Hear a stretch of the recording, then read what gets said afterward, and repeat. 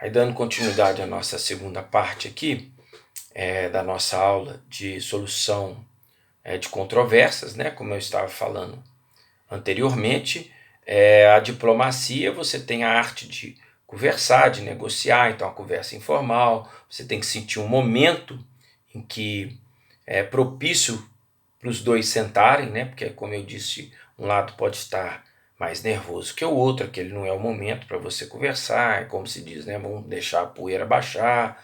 Então, o diplomata tem que ter toda essa sensibilidade na negociação, no tempo correto, ele tem que entender e saber todo esse movimento aí, né, de negociação. Então, a diplomacia é a forma de solução de disputa internacional que visa acordar as partes conflituosas através da negociação.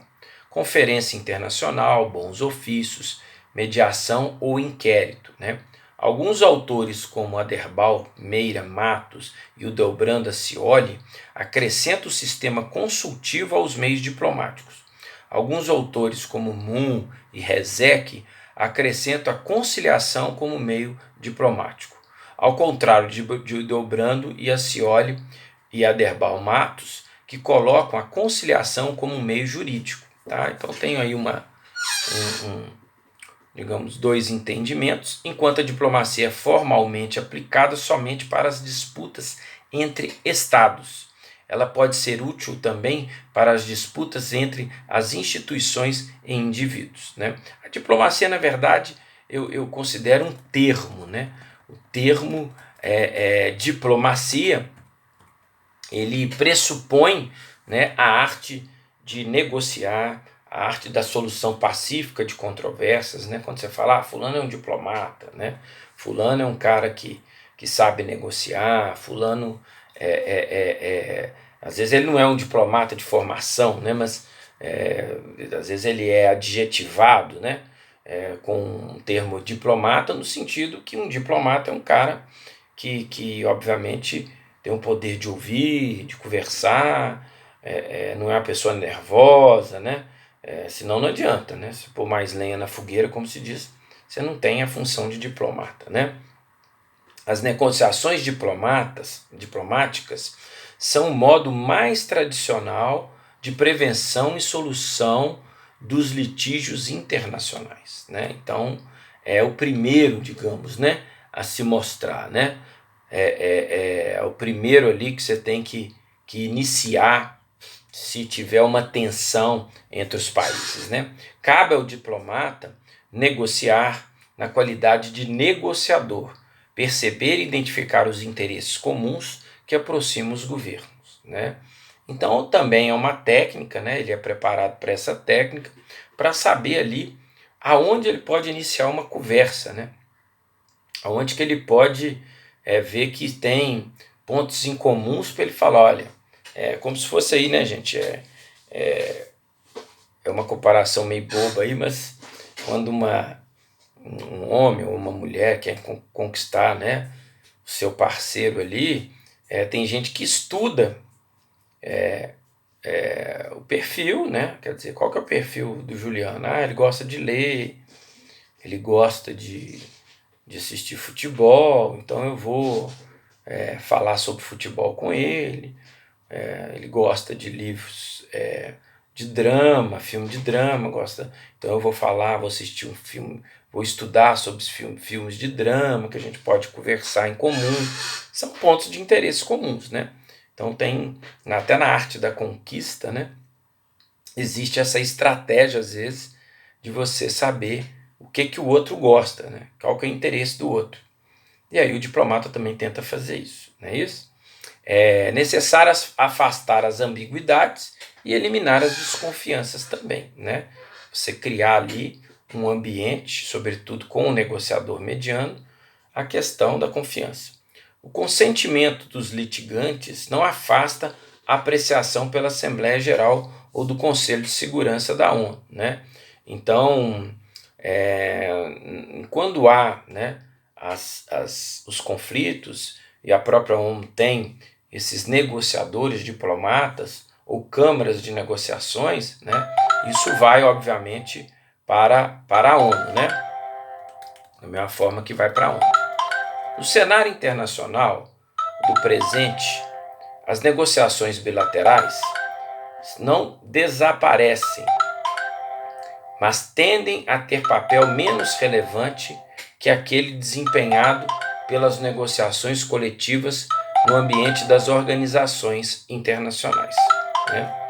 Além disso, alguns tratados internacionais pretenderam, né, regular as negociações, estabelecendo prazos e prevendo as consequências jurídicas para o comportamento das partes, né? Aí vem um ponto de destaque aqui, né? Os interessados na resolução de uma pendência, estados, organizações internacionais ou indivíduos notáveis pela sua reputação e prestígio, podem oferecer bons ofícios que necessitam da aquiescência dos litigantes. Exemplo, secretário-geral da ONU, né, um estadista. Então, você pode ter ali pessoas já reconhecidas publicamente, né, que podem fazer esse trabalho de intermediação. Então aqui, né, um caso que foi o que aconteceu na cidade de Paris para as negociações entre Estados Unidos e Vietnã, né? Exemplo de bons ofícios da secretário-geral da ONU, né? As crises dos mísseis em Cuba, em 62, que tem muito a ver com essa questão da Guerra Fria, né? Que era o armamento ali em Cuba, né? Que a União Soviética havia essa desconfiança, em 62, da União Soviética usar Cuba, né, para se armar na Guerra Fria. Imagina, Cuba ali do lado dos Estados Unidos. E então isso virou a crise dos mísseis, né? A Guerra do Vietnã de 65 e 71, a guerra de 6 anos, né? Conflito entre Índia e Paquistão foram todos exemplos em que houve interferência dessas pessoas públicas, desses magistrados, né? A mediação é modalidade de intervenção, que aí é outra modalidade, de terceiros, né? Em que as partes, de comum acordo, escolhem um mediador. Então você tem ali quase que um processo de arbitragem. Você vai falar, olha, eu quero quem vai mediar, fazer mediação para nós é o Juliano. A minha guerra é com o Chile.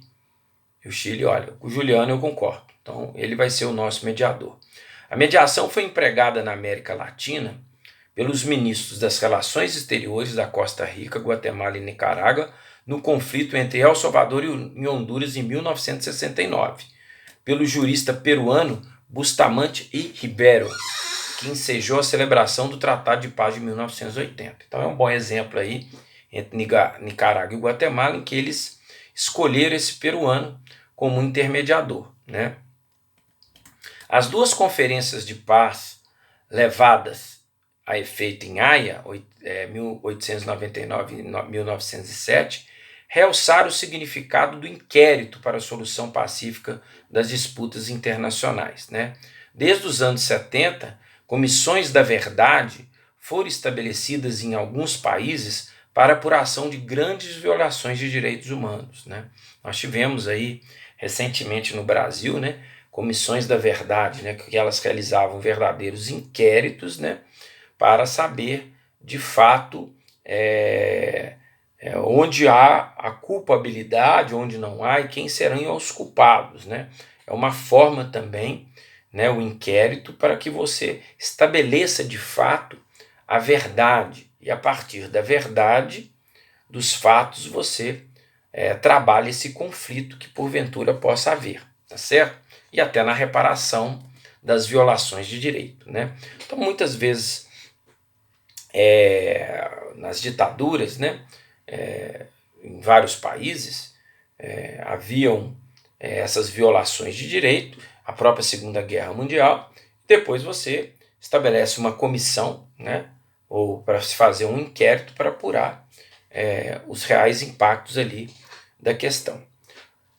Outra modalidade é a conciliação, que revela sensível avanço em relação às formas anteriores de solução de litígios, né? O procedimento começa com a instituição da comissão de conciliadores, composta geralmente por 3 ou 5 pessoas. Cabe-lhe a missão de elaborar as regras que gerem os trabalhos da comissão e que regulam a apresentação das provas e a fixação dos prazos para cumprimento das suas atividades. Tá certo? Então, nós temos aí, por fim, a conciliação, que é um procedimento que envolve várias pessoas, e você vai ter ali um regramento, né, para que haja a respeitabilidade das pessoas que estão sendo ali investigadas ou que estão ali em conflito, em desacordo, né? Você tem aí outro mecanismo que avançou muito também e que é também muito utilizado, o mecanismo da conciliação. Tá bom? Então eu vou encerrar esta aula, né, sobre solução pacífica de controvérsias, né, nessas duas partes, e a gente depois prepara outra gravação com outra aula para vocês. Tá bom? Muito obrigado e até a próxima.